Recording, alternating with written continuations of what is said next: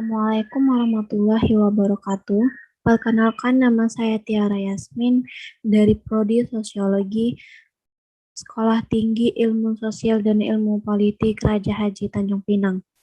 Di sini saya akan memaparkan beberapa materi dari kependudukan, yaitu kualitas penduduk dan indeks pembangunan manusia. Semoga materi ini bermanfaat untuk teman-teman sekalian. Apa saja yang digunakan untuk menilai kualitas penduduk? Diperlukannya data kependudukan seperti data tingkat pendapatan penduduk, tingkat pendidikan, serta angka kesehatan. Kualitas penduduk yang tinggi dapat meningkatkan pembangunan suatu wilayah. Oleh karena itu, tingkatkan potensi dan keterampilan diri, serta giat belajar guna meningkatkan kualitas pembangunan di Indonesia. Saya akan membahas materi kualitas penduduk dan indeks pembangunan manusia. Berikut kata-kata mutiara dari Insinyur Soekarno untuk generasi muda saat ini. Kualitas penduduk. Kualitas negara maju dipengaruhi tingginya kualitas penduduk. Kualitas penduduk menunjukkan tingkat kehidupan penduduk yang berkaitan dengan kemampuan memenuhi berbagai kebutuhan hidup. Kualitas penduduk dipengaruhi oleh tingkat pendapatan, kesehatan, dan pendidikan. Yang pertama, pendapatan. Pendapatan sering dihubungkan dengan jenis pekerjaan. Orang yang menerima gaji adalah orang yang memiliki pendapatan. Seiring berjalannya waktu, pengertian tentang pendapatan telah bergeser. Pendapatan tidak selalu berasal dari gaji. Pendapatan dapat diperoleh dari usaha sendiri atau wirausaha. Saat ini, banyak sekali orang yang memulai usaha mandiri atau wirausaha sehingga gaji bukan satu-satunya sumber pendapatan. Tingkat pendapatan berhubungan dengan status ekonomi penduduk.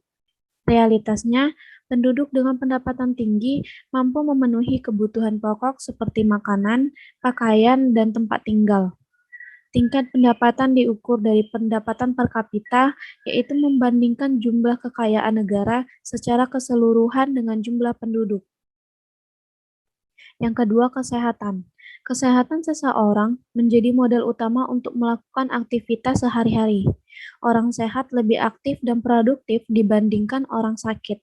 Oleh karena itu, faktor-faktor terkait kesehatan perlu diperhatikan. Akhir-akhir ini, penyakit yang biasa dialami penduduk usia lanjut dapat menyerang penduduk usia muda. Apalagi saat seperti ini, virus COVID-19 masih terus meningkat dari hari ke hari. Kondisi tersebut tidak lepas dari gaya hidup seseorang. Sebagian besar penyakit berasal dari makanan yang tidak sehat. Kesehatan juga dipengaruhi layanan kesehatan dan kondisi lingkungan sekitar. Daerah dengan fasilitas kesehatan yang lengkap mendukung peningkatan kesehatan penduduk. Sebaliknya, daerah dengan fasilitas kesehatan minim menyebabkan tingkat kesehatan penduduk rendah. Fasilitas kesehatan mencakup ketersediaan tenaga medis seperti dokter, paramedis, apoteker, dan bidan, serta tempat pemeriksaan kesehatan seperti puskesmas, rumah sakit, klinik, dokter praktik, dan apotek. Tingkat kesehatan dalam analisis kependudukan dapat diukur dari angka kematian bayi dan angka harapan hidup. Perbedaannya yaitu tingkat kematian bayi, kelahiran bayi merupakan tanda awal kehidupan. Indikasi kesehatan bayi yang lahir hidup dipengaruhi tingkat kesehatan ibu, pemenuhan gizi keluarga, dan tingkat fasilitas kesehatan. Semakin tinggi angka kematian bayi, maka semakin rendah kualitas kesehatan penduduk. Jika angka kematian bayi di beberapa daerah di Indonesia menurun, maka hal ini menunjukkan kualitas kesehatan penduduk mulai membaik. Angka harapan hidup saat lahir. Angka harapan hidup saat lahir merupakan usia rata-rata seorang bayi yang baru lahir untuk hidup dan mencapai usia tertentu hingga meninggal. Makin tinggi angka harapan hidup saat lahir, maka semakin tinggi tingkat kesehatan penduduk. Usia harapan hidup tidak hanya dipengaruhi oleh kesehatan fisik, tetapi juga kesehatan mental. Mental yang kuat berhubungan dengan rasa kepuasan dalam menjalani kehidupan. Yang ketiga, pendidikan. Pendidikan dapat diperoleh secara formal dan non-formal. Pendidikan formal diperoleh dari lembaga pendidikan seperti sekolah dan universitas. Pendidikan nonformal diperoleh melalui balai pelatihan, seminar, dan kursus. Pendidikan dasar wajib ditempuh setiap orang sehingga mampu meningkatkan ilmu dan pengetahuan umum. Pendidikan bertujuan menambah pengetahuan dan keterampilan penduduk. Tujuan tersebut dapat dicapai melalui pendidikan berkualitas. Pendidikan berkualitas sebanding dengan sarana dan prasarana penunjang. Tingkat melek huruf di Indonesia tergolong masih rendah dibanding negara berkembang lainnya. Oleh karena itu, pendidikan menjadi aspek yang perlu diperhatikan bagi pembangunan. Adapun faktor-faktor pendukung pendidikan seperti sarana dan prasarana pendidikan, tenaga pendidik, dan aksesibilitas pendidikan. Sarana dan prasarana pendidikan mencakup gedung sekolah, buku, dan alat-alat tulis. Kualitas guru atau tenaga pendidik turut memengaruhi kualitas pendidikan. Aksesibilitas pendidikan berupa tingkat keterjangkauan fasilitas pendidikan dan biaya. Masalah ini hendaknya segera diatasi sehingga pendidikan yang terjangkau, merata, dan berkualitas dapat terwujud. Indeks Pembangunan Manusia. Menurut United National Development Program, ide dasar munculnya IPM bermula dari pernyataan berikut. Manusia adalah kekayaan bangsa yang sesungguhnya. Tujuan utama pembangunan adalah menciptakan lingkungan yang memungkinkan bagi rakyatnya untuk menikmati umur yang panjang, sehat, dan menjalankan kehidupan yang produktif. Kondisi tersebut tampaknya merupakan suatu kenyataan yang sederhana, tetapi sering terabaikan. Penyebabnya karena kesibukan jangka pendek untuk mengumpulkan harta dan uang. Menurut Human Development Report tahun 1990. Sedangkan pengetahuan indeks pembangunan sendiri menurut UNDP merupakan alat ukur untuk mengetahui capaian pembangunan berbasis jumlah komponen dasar kualitas hidup. IPM merupakan salah satu pendekatan untuk mengukur tingkat keberhasilan pembangunan manusia. Lalu, apakah terkaitan IPM dengan kualitas penduduk? Konsep pembangunan manusia seutuhnya merupakan konsep yang mengarah pada peningkatan kualitas hidup penduduk. Kualitas penduduk terkait dengan kondisi fisik, mental, atau spiritual. Pembangunan menitik beratkan pada pembangunan sumber daya manusia seiring dengan pertumbuhan ekonomi. Pembangunan sumber daya manusia secara fisik dan mental mengarah pada peningkatan kapasitas dasar penduduk. Kapasitas penduduk tersebut diharapkan mampu memperbesar tingkat partisipasi pembangunan berkelanjutan.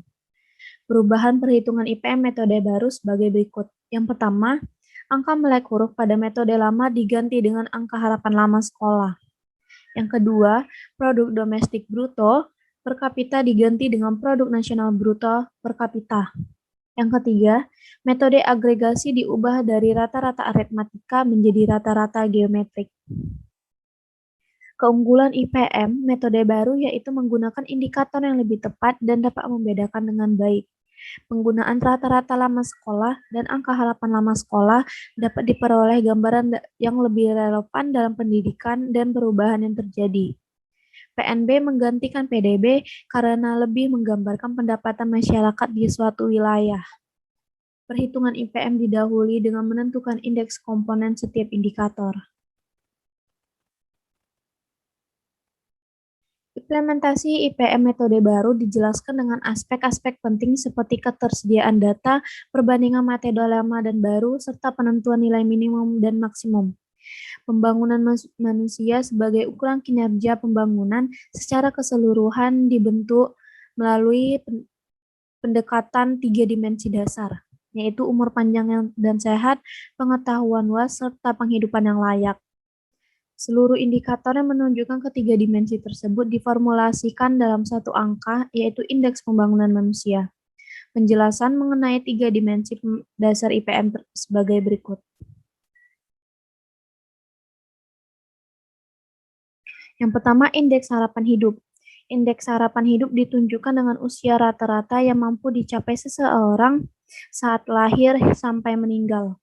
Indeks harapan hidup berasal dari perhitungan angka kelahiran dan kematian per tahun. Variabel tersebut diasumsikan dapat mewakili usia rata-rata bayi hidup. Yang kedua, indeks pendidikan. Indeks pendidikan meliputi 2 kategori, yaitu angka harapan lama sekolah dan rata-rata lama sekolah.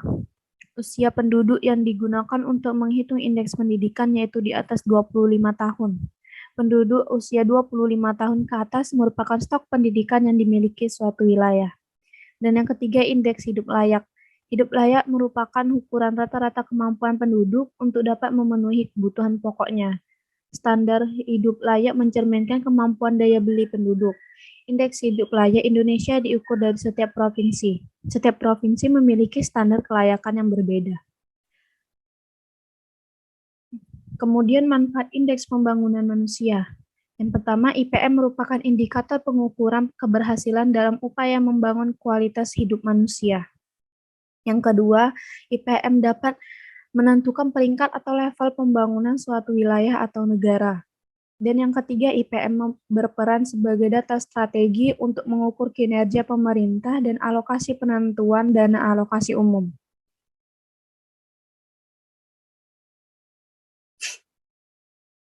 Pengumpulan data kependudukan, analisis data kependudukan, kualitas penduduk, dan indeks pembangunan manusia merupakan upaya pemerintah mengelola kependudukan Indonesia. Pengelolaan aspek kependudukan memudahkan perencanaan pembangunan. Penduduk berperan penting dalam pembangunan, oleh karena itu penduduk perlu dipersiapkan secara optimal dalam rencana pembangunan, baik dari sisi kesehatan, pendidikan, maupun tingkat pendapatan. Sebagai generasi muda, sebaiknya kita ikut mempersiapkan diri berperan dalam pembangunan nasional. Sekian dari saya, semoga materi ini bermanfaat untuk kita semua. Assalamualaikum warahmatullahi wabarakatuh.